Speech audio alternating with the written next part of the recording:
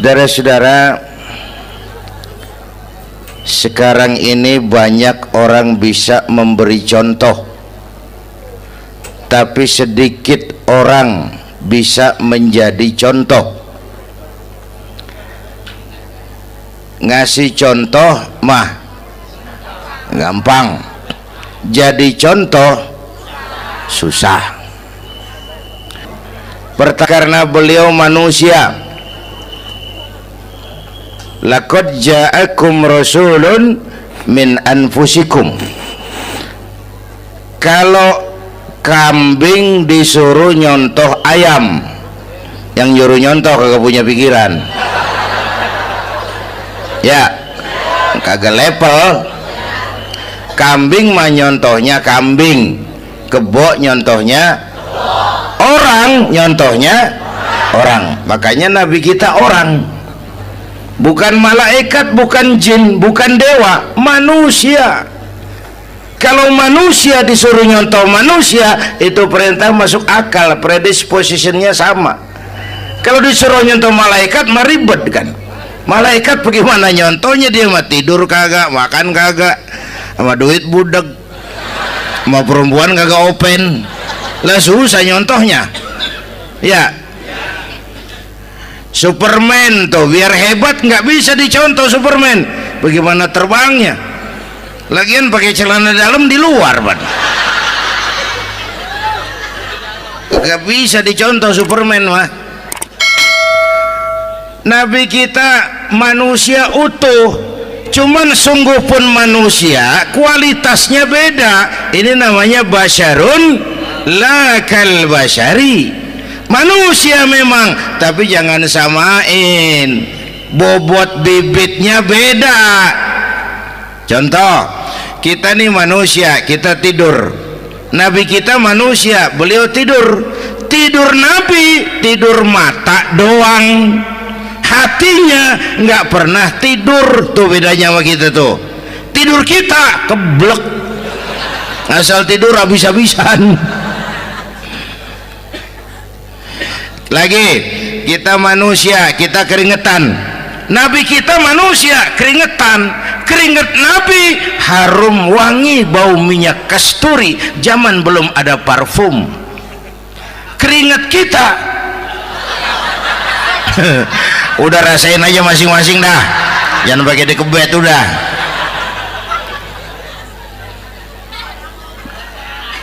Contoh lagi, kita nih manusia nih, kita beludah nggak? Nabi kita manusia, beliau juga beludah. Ludah Nabi obat, ludah Nabi. Itu kan waktu mau hijrah kan sama Sayyidina Abu Bakar, sampai di Gua Sur, Sayyidina Abu Bakar bilang, saya turun duluan ke gua ya Rasul. Ngapain? Bersihin gua, takut ada binatang berbisa. Silakan turun. Sayyidina Abu Bakar bersihin gua, bener tuh, tangannya digigit kalajengking, sakit, ngebet, bengkak. Kalajengking Arab ya, emang di Arab kejadiannya. Heran nyaut aja badan, ditahan aja, udah aman ya Rasul, silakan turun. Lama-lama dalam gua berduaan kelihatan juga Sayyidina Abu Bakar mukanya pucat. Nabi tanya, mabalu kayak Abu Bakar? Abu Bakar kenapa? Nggak apa-apa. Berat meninggalkan Mekah? Enggak. Malas hijrah ke Madinah? Enggak. Takut diubur-ubur Quraisy? Orang kata enggak, itu mah enggak. Lah kenapa muka kamu pucat? Tangan digigit kalajengking. Ngapa nggak ngomong dari tadi? Saya nggak mau nyusahin Tuhan ya Rasul, biar saya tahan, asal jangan nyusahin Tuhan. Jangan begitu kau. Sini tanganmu, diambil sama baginda Nabi. Bismillahirrahmanirrahim. Cuh, diludahin, ringkes, sembuh saat itu juga. Ludah Nabi. Pengen tahu kita yang ludahin, bengkak campur koreng.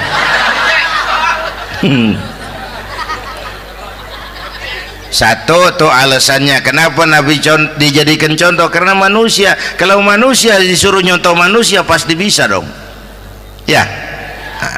Yang kedua, karena tadi kata Bang Haji Oma, pribadinya itu pribadi yang multidimensi. Mau nyontoh apa? Pak, saya ini pengusaha Pak. Nabi umur 9 tahun udah ke Syria tuh, dagang lintas negara, Syam tuh. Saya jenderal Pak, Nabi mimpin tentara di medan perang Mas. Saya mau balik Pak, Nabi dakwah Bung. Saya guru Pak, Nabi ngajar Mas. Innama bu'istu mu'alliman, aku diutus sebagai guru, guru umat, guru bangsa. Saya politisi Pak, Nabi diplomat ulung Bung. Saya presiden Pak, Nabi mimpin bangsa dan negara Mas. Saya kepala rumah tangga Pak, Nabi punya anak bini Bang. Ayo lempengan mana dulu cari ngomong. Malah Nabi Isa tuh nggak bisa jadi contoh bagaimana membina rumah tangga bahagia. Bagaimana membina rumah tangga bahagia menurut contoh Nabi Isa? Nggak ada Mas. Kenapa? Nabi Isa belum sempat kawin. Ya, Nabi Isa belum sempat kawin. Ada pengikut Nabi Isa menyangka nggak kawin ajaran Nabi Isa, pada ngikut lagi nggak kawin. Tuh pastor tuh mubazir. Orang dikasih perabotan. Bang, bener saya kalau dalam Islam kiai kagak boleh kawin, saya pilih berhenti jadi kiai. Karena kagak ada giro-giroan, botak rambut.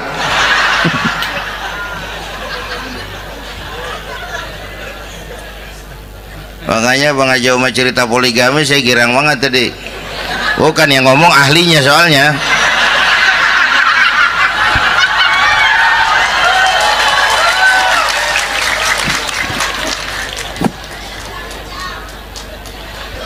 Dadah gitu aja deh ya. Nah, kata Imam Busair nih yang dahsyat, ka'annahu wa huwa fardun fi jalalatihi fi askarin hina talqahu wa fi hasham. Sepertinya kehebatan Rasulullah itu sama, baik sendiri maupun di tengah tentara.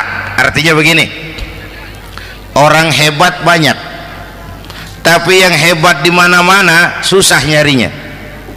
Baginda Rasul ini lagi duduk hebat, lagi jalan hebat, ada di pasar hebat, lagi di masjid hebat, di medan perang hebat, di depan anak-anak hebat, di mata musuhnya hebat, di depan sahabatnya hebat, di mata istrinya hebat, di mana-mana hebat. Lah susah jadi orang begini Bang. Ya, kita mah hebat juga setempat. Di kantor hebat, sekantor orang diomelin. Di kantor, pulang ke rumah dikeplak sama bininya diem aja. Ini di depan bininya dia kagak hebat dia mah.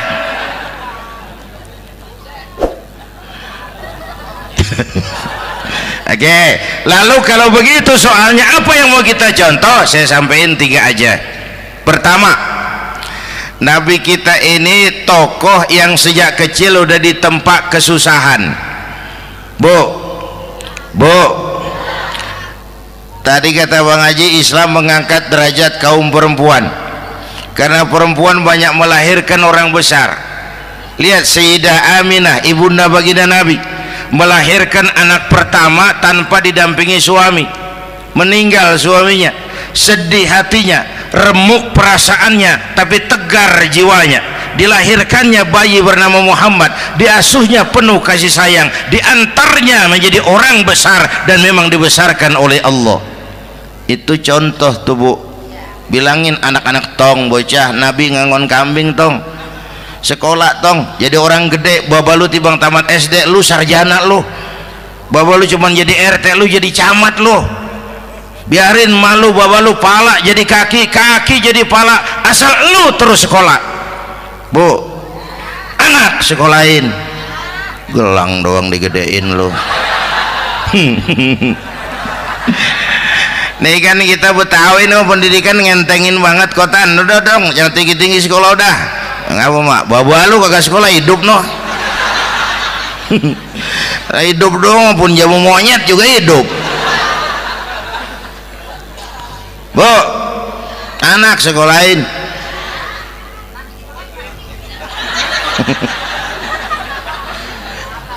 Mahatma Gandhi, kecilnya begeng, ceking, cacingan, liatim.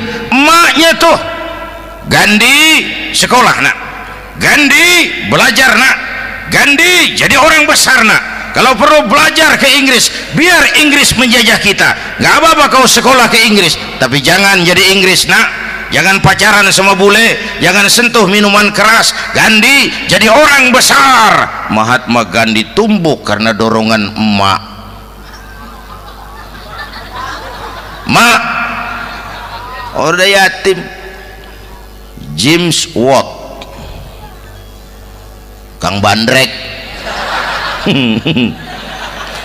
Emaknya tuh yang dorong tuh jadi orang besar. Belum lagi perempuan yang jadi besar.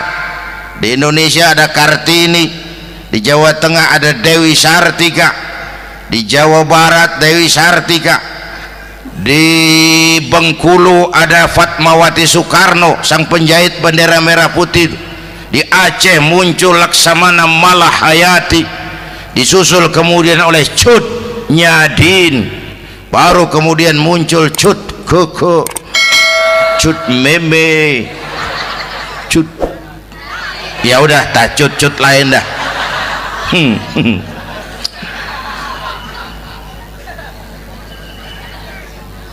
Nabi ke remajanya nggak dikolokin, tegar, tahan bantingan, nggak cengeng.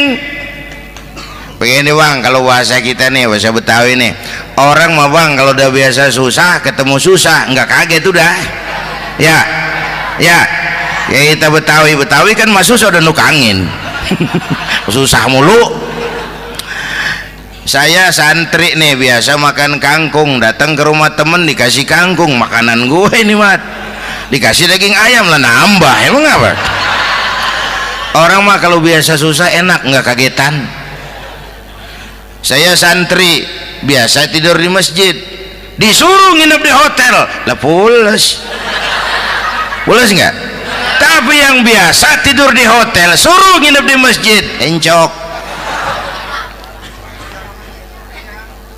Makanya kemarin tuh waktu menteri-menteri baru dilantik tuh saya ngarepin tuh, mudah-mudahan nih menteri ini begitu dilantik bacaannya nawaitu sauma ghadin. Lu pada niat puasa dulu dah, entaran. Puasa kan bukan kagak boleh, nunda doang, nunda puasa mah. Tempe boleh maghrib, tahu boleh maghrib, air kelapa boleh maghrib. Lu menteri pada mau naik mobil mewah boleh, ntar kalau ekonomi udah mendingan, rakyat udah pada legaan napasnya. Ya sebab apa? Itu duit buat mobil para menteri kan duit negara kan duit rakyat. Duit rakyat kan duit gue juga, itu ada di situ. Gue bayar pajak. Sayangnya kebanyakan pejabat kita asal dilantik aja bacaannya Allahumma lakasumtu, niat buka puasa. Orang buka puasa kan kemaruk, apa jadi gares? Ya.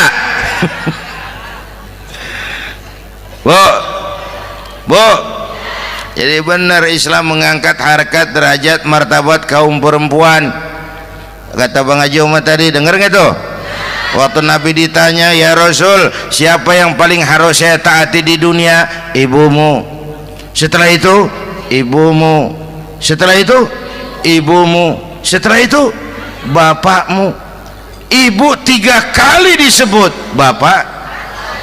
Coba pikirin, ibu 3, bapak 1 bapak. Ini bagaimana ngitungnya? Jadi kerok begini nih ngitung nih.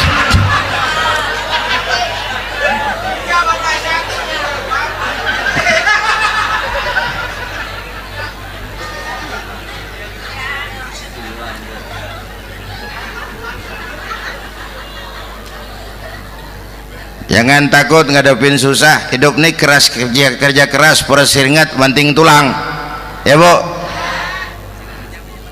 Satu.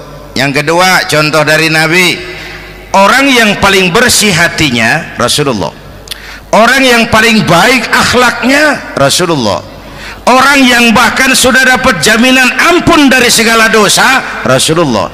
Tapi orang yang kalau sholat malam sampai bengkak kakinya karena rajin sujud Rasulullah. Aspek ibadah apaan? Hei, diam-diam giliran gue ini ngomong.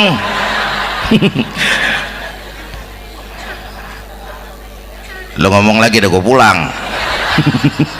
Canda neng. Udah gantian ya. Ya. Apaan urusan?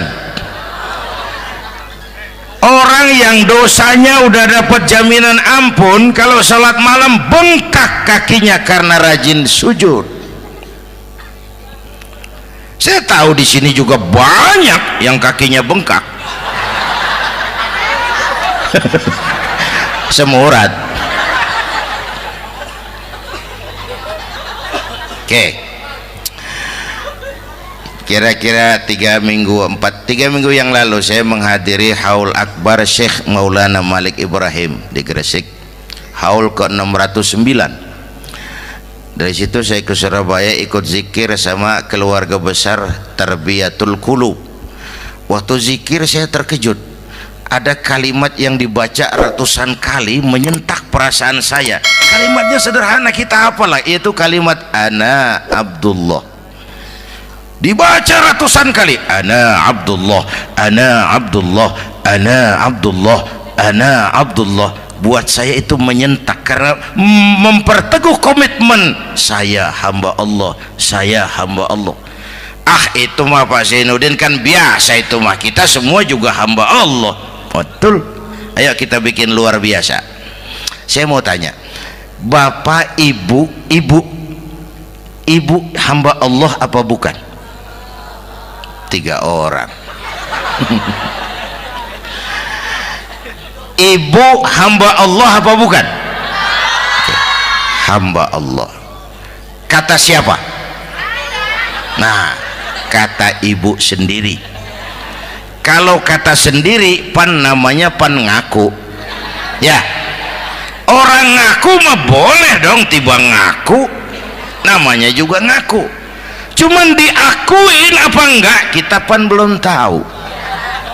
Ngaku mah murah, diakuin mahal. Ya, yang gampang dah. Ibu kenal sama Presiden SBY? Kenal. Presiden SBY kenal sama ibu? Lo ngaku, lo ngaku.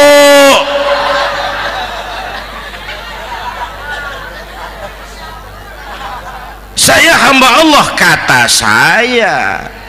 Berapa banyak orang mulutnya hamba Allah, perbuatannya menyatakan dia hamba dunia, hamba harta, hamba jabatan, hamba setan, budak nafsu. Nggak sesuai ucapan sama perbuatan. Yuk jadi hamba Allah yang beneran. Jangan separuh-separuh. Kita mapan asal sakit mah hamba Allah. Ya Allah, ya Allah, lagi sakit. Sehat ya dikit, keder, nyari masjid nggak ketemu.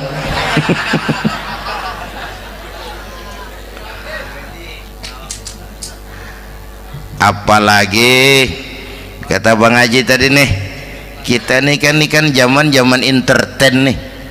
Orang pada pintar bikin bungkusan sekarang Bang. Ya, abad entertain, orang pada bangun pencitraan. Tadi itu kiai sama dukun tipis bedanya.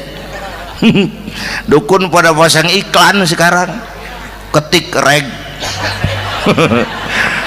Waduh, sampean lahir hari Selasa, nggak cocok di air, ono di hutan sono. Larang udah dagang es jadi berhenti, nggak cocok di air.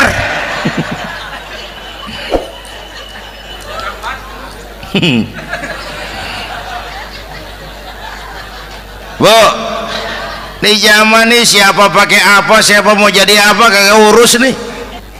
Bapak Ibu hadirin yang saya hormati, dan masyarakat kita ini kayak daun kering. Tahu daun kering? Gampang dikumpulin, susah diikat, berisik, gampang dibakar. Tuh daun kering. Penyakitnya kutil, kurang teliti, cepat heran, gampang kagum. Cepat heran, gampang kagum. Dulu ada tuh satu hari tabrakan di jalan kenceng, buah, korban jatuh belepotan darah, dikerubungin orang banyak. Datang wartawan mengambil gambar dari dekat, susah, orang banyak bener ngerubung. Cari akal nih wartawan, tolong saya dikasih jalan ke dekat korban. Orang nengok semua, saudara siapa? Saya bapaknya korban, katanya. Dia ngaku bapaknya korban. Ya orang minggir semua, minggir, ini ada bapaknya korban. Orang minggir semua, dia maju ke depan korban. Sampai di depan korban pucat mukanya tuh wartawan. Kenapa? Yang ketabrak anak monyet, Pak. Dia udah kedongan ngaku bapaknya korban.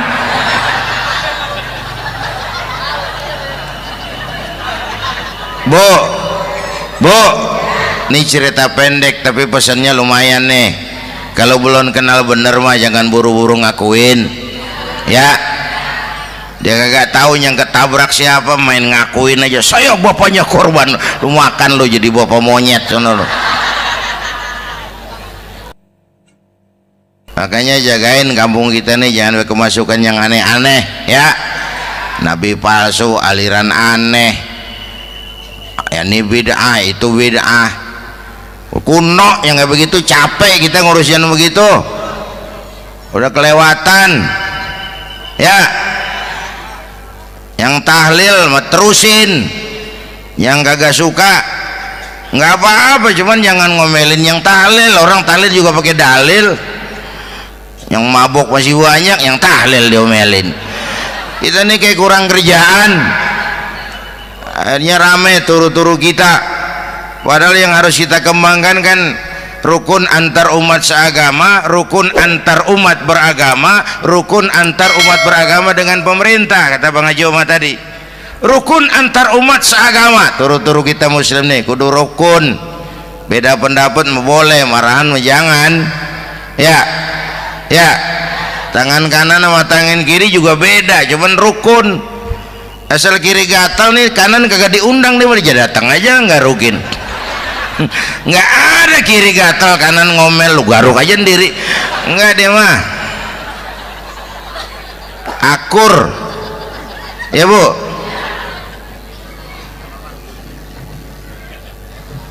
Yang kedua rukun antar umat beragama. Islam ini rahmatan lil. Yang ketiga rukun antar umat beragama dengan pemerintah. Ini mah kita kan bermasyarakat sama juga sembahyang berjamaah, ada imam ada makmum, ya. Nih rakyat kalau jadi pemilih yang pintar ke depan, mau memilih wali kota kayak gubernur kayak presiden kayak. Sebab apa? Sholat berjamaah kan siapa makmum kagak penting, Bang. Makmum mah siapa aja boleh, ya. Tiba ngikutin dia mah, ngaji dia mah gimana kayak nggak ada bab pemilihan makmum, nggak usah. Makmum mah kagak usah dipilih, siapa aja boleh, ya. Bang, tuh orang budak, Bang, boleh jadi makmum. Bacanya kagak fasih, boleh jadi makmum. Ketinggalan satu rakaat, boleh jadi makmum. Tapi nggak tiap orang boleh jadi imam. Siapa yang dipilih jadi imam? Pertama a'lamuhum, kata Nabi. Orang yang paling alim di kampungmu siapa? Angkat jadi imam. Yang paling alim, bukan yang paling tua. Tua juga kalau kejemur kisut. Dulu tuh Nabi Adam waktu diangkat jadi khalifah kan bekalnya apa? Wa 'allama Adam al-asma'a kullaha. Al-asma' ay al-ulumul katsirah. Dulu zaman Fir'aun perang sihir sama Musa, sekarang perang visi dan misi. Punya ilmu, Bu, ngerti urusan dari tetek sampai bengeknya. Kalau ngikutin imam yang alim pan enak, bisa dipertanggungjawabkan. Hati-hati milih pemimpin, maksudnya bu jangan terjebak oleh penampilan. Emas pasti kuning, bener? Apa semua yang kuning pasti emas? Udah paham dulu. Ustadz, kenapa? Di kampung saya ada 2 orang alimnya sama. Yang mana yang jadi imam? Afsahuhum, yang lebih fasih lidahnya. Yang satu alim pelok, yang satu alim kagak pelok. Nah, yang kagak pelok suruh jadi imam. Kenapa? Nggak sah orang fasih bermakmum kepada imam pelok. Ustadz, imam pelok, makmum pelok semua. Sah. Namanya kampung pelok, biarin. Susah diurusin udah itu. Apa sih artinya fasih? Yang enak deh, nyambung. Pegel kalau punya pemimpin kagak nyambung sama rakyat. Ya, rakyat mau yang ngidul deh ngalor, rakyat mau yang ngulon deh ngetan. Lah kan capek rakyat, kagak nyambung. Makanya kalau jadi imam pesan Nabi, idza amma ahadukumun nas falyukhaffif. Kalau kamu jadi imam, ringankan sholat kamu. Itu makmum gak sama kekuatannya. Jangan panjang-panjang kalau jadi imam, kudu tahu keadaan makmum. Tuh makmum ada yang udah tua rentak, diri aja udah gemeter. Ada yang punya darah tinggi, kalau sujud kelamaan palanya ngebet. Ada yang udah janji tuh makmum habis sembahyang mau terima duit. Kalau imam kelamaan, kalau saudan makmum. Ya, nyambung. Jangan udah diangkat jadi imam saenake dewe. Salat isya berjamaah, rakaat pertama selesai Fatihah Yasin. Makmum ikut mengikut, cuman bari ngancem. Besok gua tawiatin balik lagi udah. Kagak nyambung. Kalau nggak nyambung tuh capek, Bu. Jangan tersenyum kepada orang buta, jangan berbisik kepada orang tuli. Kagak nyambung. Orang buta diajak senyum, bagus sih maksudnya, cuman kan rada mubazir. Orang kagak paham. Cari pemimpin yang nyambung. Kalau memang masyarakatnya suka tahlil, cari pemimpin yang suka tahlil. Rakyatnya suka maulid, cari pemimpin yang suka maulid, supaya nyambung, kagak pegel kita.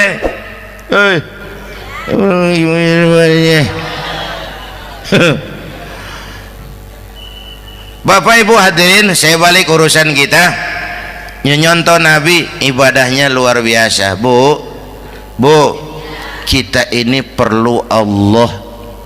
Kita ini perlu Allah. Semua kita perantau di bumi Allah ini. Perantau pasti pulang.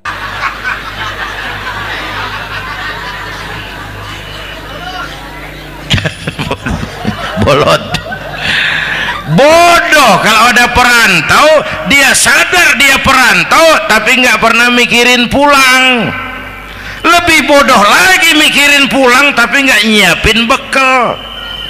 Kan tadi Bang Haji Omah udah bilang tuh, muda mati ya. Kadang-kadang engkongnya seger banget, cucunya mati ya. Perantau mah mesti pulang. Sini mah kita ngendon doang, ngendon taran. Mula-mula pan Bang, kita mah tinggalnya jauh di alam arwah. Dari sana pindah ke alam rahim, alam kandungan emak nih. Pernah tinggal di situ 9 bulan tuh. Ada yang 2 tahun, yang keluar udah kumisan. Kelamaan ngetemnya itu.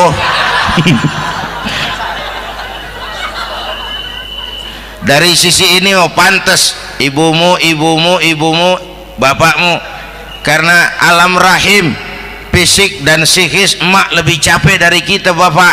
Kita mah orang laki mah, kita mah pan investor gitu mah, nanam modal doang. Yang ngolah pabrik kan emak tuh, ya mak. Pabrik.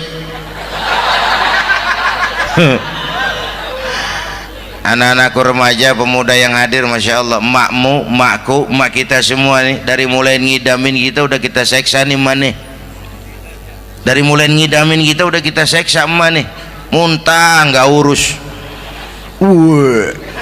Mending ada yang dikeluarin mah enak, lega. Ini kagak ada apa-apanya. Bener mak. Yang dipengenin yang kagak musim, lah kan setengah mati lagi urusan. Tengah malam pengen megang pala kereta, lu jorok bener lu, gue heran.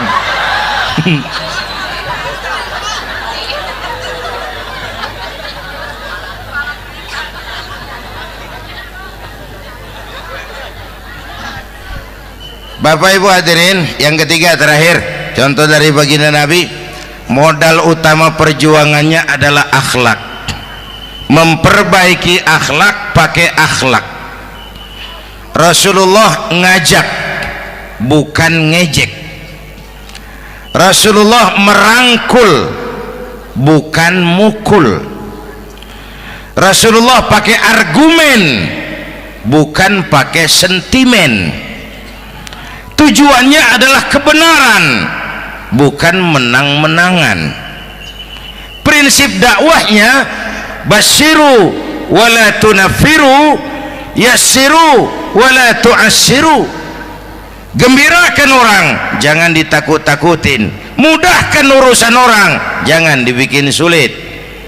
Di masyarakat memang mendingan rakyat rendah berakhlak tinggi daripada pejabat tinggi berakhlak rendah.